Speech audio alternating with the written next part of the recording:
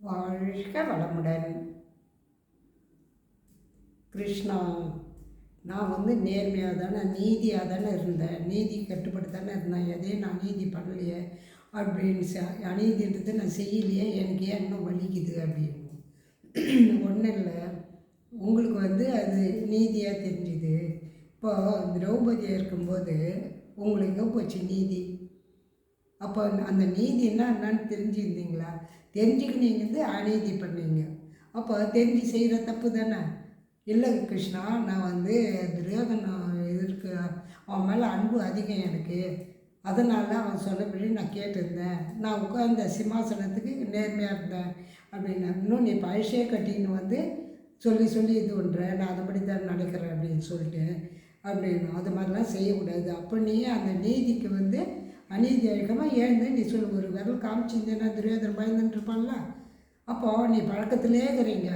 அது மாதிரி தான் நம்ம மனுஷன்லாம் என்ன பண்ணுறோம், முன்னோர் செய்தாங்க, எங்கள் தாத்தா செய்தாங்க, பாட்டி செய்தாங்க, அதை தான் நான் பின்பற்றுவேன் அப்படின்ட்டு இன்னும் அப்போ அறியாமையில் இருந்தாங்க. புரிதல் இல்லாமல் இருக்கவே முதல் ஆரம்பத்தில் அவங்க எது புரிதல் சொல்கிறதுக்கு யாரும் கிடையாது. எல்லாம் ஒரு பயத்தில் ஒரு கோயிலுக்கு போங்க, பொங்கல் விடுங்க, இதை செய்யுங்க, அப்போ தான் நம்ம குடும்பம் நல்லாயிருக்கும், முன்னோர் சாவம் இப்படி அப்படின்னு சொல்லிட்டு எல்லாத்தையும் நம்ம பழக்கத்தை சொல்லி விட்டு போயிட்டாங்க.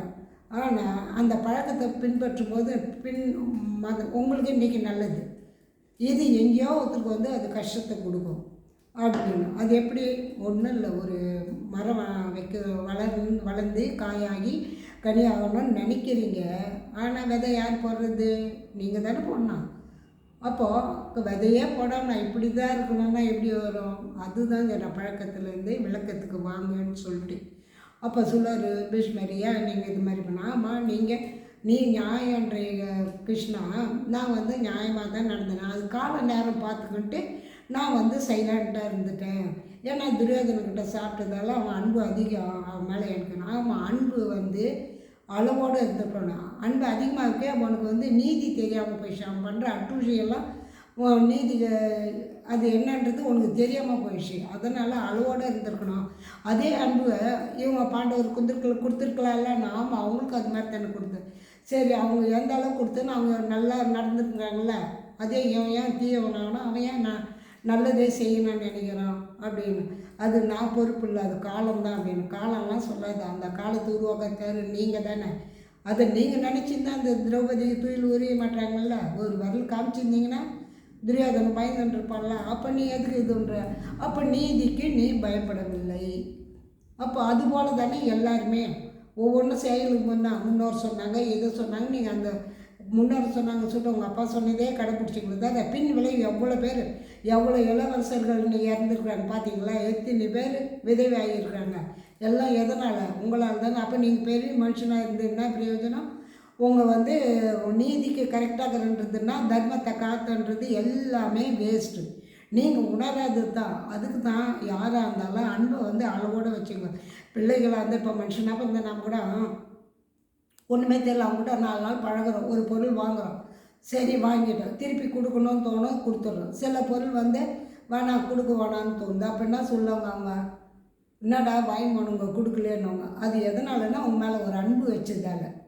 அதுவே நாம் என்ன பண்ணுவோம், தெரிஞ்சவங்களுக்கே கொடுக்குறோம், வரலையே அதை 10 வாட்டி எல்லாத்தையும் சொல்கிறேன், நான் இவ்வளோ கொடுத்தா அவங்க திருப்பி எனக்கு கொடுக்கல அப்படின்ற. அது அன்பு. நீங்கள் கொடுத்த பொருளை மறந்துட்டிங்கன்னா அன்பு கிடையாது. அது என்றைக்கும் ஃப்ரெண்ட்ஷிப்பை நீடிக்கும். ஒவ்வொரு பொருளாலையும் பணத்தாலையும் தான் பகையை உண்டாக்குறது. அது அப்போ நீதி தவறுங்க. எந்த ஒரு பொருள் உங்களால் முடிந்ததை கொடுத்தீங்கன்னு வச்சுக்க, 2வது மறந்துடுங்க. அப்போது நீங்கள் நீதியை காப்பாற்றுறீங்க, தர்மத்தை காப்பாற்றுறீங்க. அப்போது நீங்கள் எப்படி இருக்கணும்? எதுவாக இருந்தாலும் கொடுப்பது மற்றவங்களுக்கு சொல்ல தேவையில்லை. முன்னோர் சொன்ன பழக்கத்தையே வச்சு கொஞ்சம் விளக்கத்துக்கு வாங்க. கோயிலுக்கு போங்க, நான் வேணான்னு சொல்கிறேன். அங்கே ஒரு நிமிஷம் உட்காந்து இறைவா எனக்கு ஏன் இந்த நிலை, எனக்கு அது காரணம் தெரியணும்னு சொல்லுங்க. நான் இது எதுக்கு அடிக்கடி சொல்கிறேன்னா, ஒரு நாள் இருந்துட்டு ஒரு நாள் மறந்துடுவீங்க. அதனால தான் இதை வலியுறுத்துறேன்னு தவிர, ஏன்னா இங்கே இப்போ நிறைய பேருக்கு இங்கே நடந்திருக்கு. நான் அது பேர் சொல்ல தான் விரும்பலை. ஆனால் எல்லோரும் சொல்கிறாங்க, நீங்கள் சொன்ன பிறகு நாங்கள் கோயிலுக்கு போகிறது இப்போ யாரு கூட பேசாமல் தனியாக போகிறது அப்படின்னு. அது மாதிரி ஒருத்தர் என்ன பண்ணாங்க, டெய்லி ஒருத்தர் கூட வருவாங்க. ஒரு நாள் சரி வானா அவங்க தான் நொய் நொயின்னு பேசுகிறாங்களே, நம்ம பேசாமல் போகலான்னு சொல்லிட்டு போனாங்க. அவங்க பேசாமல் போன அன்றைக்கி அவங்களுக்கு எல்லாம் நல்லது நடந்தது. திரும்பியும் வந்து அவங்க ஜாயின் ஆகிட்டாங்க. நானும் வரேன் அப்படின்னு. அவங்க என்ன பண்ணாங்க, அவங்க குறைகளை சொல்லினே போனாங்க. சொல்லிட்டு போகும்போது அவங்களுக்கு என்ன நினச்சாங்களோ அது சரியாயிடுச்சு. அப்போ தான் நினைக்கிறாங்க, பூங்குடி நீ சொல்கிறது கரெக்ட் தான், அவங்க சொன்னான்ட்டு போனால் அவங்களுக்கு நிறைவேறிச்சு எந்த போயிடுச்சு. ஆமாம், நீ தானே கேட்ட அவங்க குறைகளை, நீ யார் கேட்க? அவங்க எதுக்கு போகிறாங்க கோயிலுக்கு? அவங்க கேட்குறாங்க கேட்கலாங்க, அதை விட்டுருங்க. நீங்கள் எதையும் யார் சொல்வதையும் கேட்காதீர்கள், நீங்கள் நீதி வழங்காதீர்கள். இன்றைக்கி போடுற இந்த வார்த்தை நினைப்பீங்க. இப்போ ஒரு எங்கேயோ ஒருத்தர் தாளிக்கிறாங்கன்னு வச்சுக்கிறார், சாம்பார் தாளிக்கிறாங்க, ஸ்மெல் எப்படி வருது உங்களுக்கு தெரியுதா இல்லையா? அது போல தான் நீங்கள் சொல்கிற சொல்லும் அதே பரவி அது யாருக்கு போய் சேரணுமோ அங்கே போய் சேர்ந்து விடும். அப்போ நீங்கள் உங்கள் நினச்சது நடக்கலாம், எப்படி நடக்கும்? அதனால் நோத்துருவங்க கூட பேசும்போது அவங்களுக்கு கிட்ட நீங்கள் எதையும் எதையும் வந்து சொல்லாதீங்க. ஏங்க உங்களோட கர்மம் நீங்கள் தான் அனுபவிக்கணும், நான் என்ன செய்ய முடியும்? கடவுள் இருக்கார்ல, போய் அங்கே உட்காருங்க, அவர்கிட்ட முறையிடுங்க, அவர் கொடுக்க தீர்ப்பை நீங்கள் ஏற்றுக்கொள்ளுங்கள். வாழ்க வளமுடன் சொல்லிட்டு உங்கள் வேலையை நீங்கள் பார்க்கலாம். வாழ்க வளமுடன்.